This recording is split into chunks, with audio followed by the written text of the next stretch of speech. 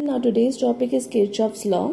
There are basically two laws which you need to remember, and the application of Kirchhoff's law is very important. Okay, so here is the first law, junction law, which is also known as current law.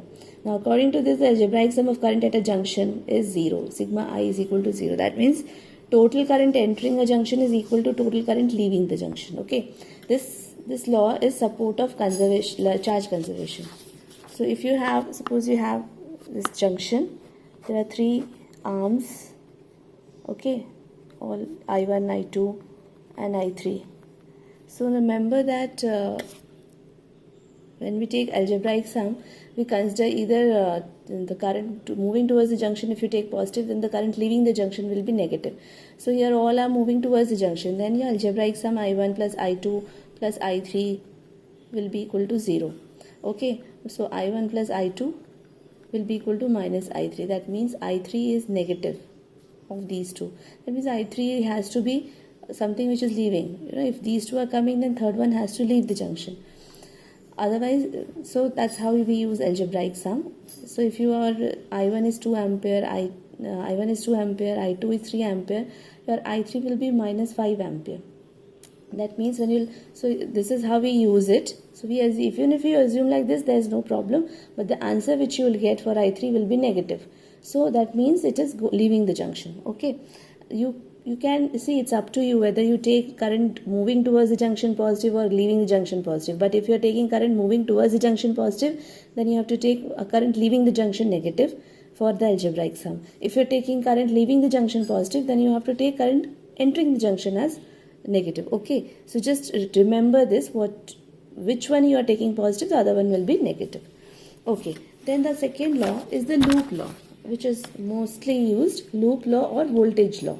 Now this supports law of conservation of energy. Earlier one supported charge conservation. This loop law supports law of conservation of energy.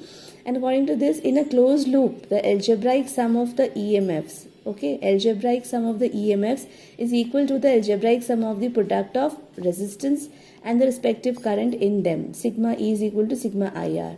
So you know that E minus IR is delta is sigma V. So sigma V should be 0. For a closed loop, algebraic sum of the potential difference is equal to 0. This is one of the way of writing. This is another way of the writing. Okay, so when you have to actually form equation for a loop, so simplest circuit I'll take. Okay, whenever you have any kind of doubt like how to write equation, you just draw a simplest circuit in a rough side. See, E or V, whatever you want to take. Suppose this is V, okay, and this is R, and current in this direction is I. So how will you write? You know that current is moving in this direction. So when we have to write equation, this line which I am drawing, this is an assumption. You assume current's direction. Okay, you assume current's direction. You can do it in any way. If I am assuming this is anti-clockwise direction. This is my assumption, okay, and this is a reality. So when we assume this, we write all the equations as per our assumption. So I'll show you. If this is the simplest circuit, so there won't be problem. Whatever assumption I have drawn, according to this, if current's direction is there, we will take positive, otherwise we will take negative. Okay, so remember this, because different books have different ways of writing equation. So you just remember any one correct form, so that every time you can use it. Don't confuse yourself with different ways. So if this assumed direction is my positive direction, then the current is in the same direction as the assumed direction. This current. So it will be IR. For this branch, it is IR. There is no other resistor, so is equal to this assumed direction is leaving positive, not this one. This direction is leaving the positive terminal, so I'll take plus V on the other side. When it is leaving, current is leaving, we take plus V. So IR is equal to plus V. I'll do the same thing. Okay, you know that current flows from positive terminal to negative terminal. So this is direction of current. This is V, this is R. But now if I take opposite, I told you it is my assumption, I can take it anyways, the way I want. So when I'll write equation for this, now you see current's direction is this, my assumption is this. So what I have to do, I'll have to take minus IR is equal to, and this assumption, if you see, current is coming out of negative terminal. Whenever current is coming out of negative terminal, we take minus V. Whenever current is coming out of positive terminal, we take plus V on the other side of the equal to sign. Okay, so here you see it was coming out of negative terminal, so I took minus V. So this minus and minus will cancel, so I'll get IR is equal to V. Same thing I got here also, right? So whether you take your assumption, you write equation as per this assumption or this assumption, your equation will be same. This was just to explain you that doesn't make any difference. Okay, you will get correct result. It's all the time. Okay, the very important application of this topic is Wheatstone bridge and meter bridge. But before going to that, I would like to discuss few questions based on Kirchhoff's law. So let's do some questions. Okay, 128 page number.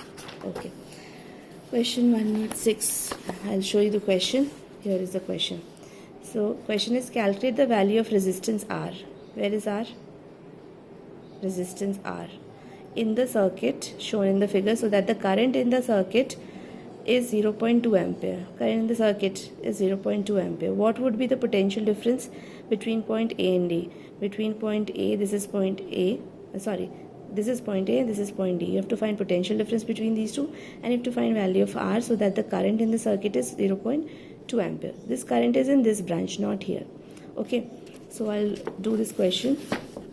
I'll again draw the circuit. Let's okay, this is there is a resistor, and this is this one, and this.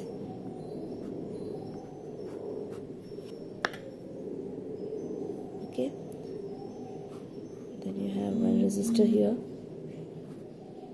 you have one resistor here, you have one resistor here, and one resistor here. This is point A, this is point D.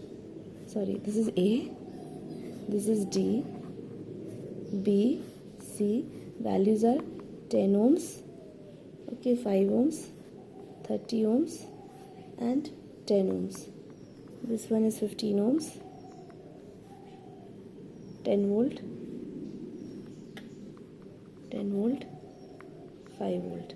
And the direction of current given is 0.2 ampere. For this value, you have to find R. So this will be 0.2 ampere. Okay. Now you see, because I have to find this R, nothing to do with this. These two are in series connection. See, series connection, that is in parallel with this. So if these two are in series connection, what will I get? 5 plus 10, 15. This 15 is in parallel with 30. So 1 by 15. 1 upon RBD, between B and D, if you see, I'll get 1 by 30 plus 1 by 15, which is equal to 3 by 30, right? 2 plus 1, 3 by 30. So which is 1 by 10. So RBD is equal to 10 ohms. So this whole thing is 10 ohms, that is in parallel with 10 ohms. So what will be RAD? This is 10 ohm and this whole thing is 10 ohm. They are in parallel. So you'll get 1 by 10 plus 1 by 10 inverse, which is equal to 2 by 10 inverse, which is 5 ohms. Okay, so this whole thing will be 5 ohm. So if I have to redraw it, so basically there is no need of Kirchhoff's law in this equation. But now you will see why I have done this. It could have been done easily, but those who have little bit of doubt also, they can use, this is 5 ohms. This is R, which we don't know. This is 0.2 ampere. Okay, 0.2 ampere, 10 volts, 15 ohms, and 5 volts. Now, see, there are two cells. We don't know which direction the current is given in this direction. Now, I said we will assume the direction. So you can assume anyway, clockwise, anti-clockwise, up to you. So I generally take which is clockwise. So I have taken it. Now I'll write equation for this loop. This is a closed loop. I'll write equation for this. Okay, so this current is same current because it's series connection now, same current for all the resistors. So when I'll reach here, it is 5 into, see, this direction and this direction are same, so it will be positive 5 into 0.2 IR. Okay, then this direction and this direction is same, so plus 0.2 into R. Okay, here I'll write 0.2 plus 0.2 into R, plus this direction and this direction of current, same direction, so plus 0.2 into 15 is equal to, no more resistors, now only put voltage. So here it is coming out of positive terminal, so I'll take plus 10. and here it is entering inside positive terminal. Entering in positive terminal will be negative, minus 5 volts. Now when you solve this, this becomes 1, 10 into point, okay, plus 0.2 R, plus this is 3 is equal to 5. So this is 4. When 4 will go there, R is equal to 5 minus 4, which is 1. So R is equal to 1 upon 0.2. This goes 5 ohms. Okay, so resistor is 5 ohms. But AD, this point was A and this point was D. They are also asking, so here is where we have used Ohm's law. Kirchhoff's law. Now they also asked what is the potential difference between A and D. Now A and D point, this entire thing was in parallel. So for the combination RAD, this was 5 ohm was RAD, right? This is RAD. So whatever is the potential difference between these 2 points between of RAD, same will be the potential here across 10 ohms. Okay, so what current into the resistors, so potential across AD will be current in AD branch into resistors or equivalent resistance of AD branch. So current in AD branch is 0.2 ampere. Into resistor we found 5. So what will be the potential difference? It will be 1 volt. Okay, I hope this is clear. That's it.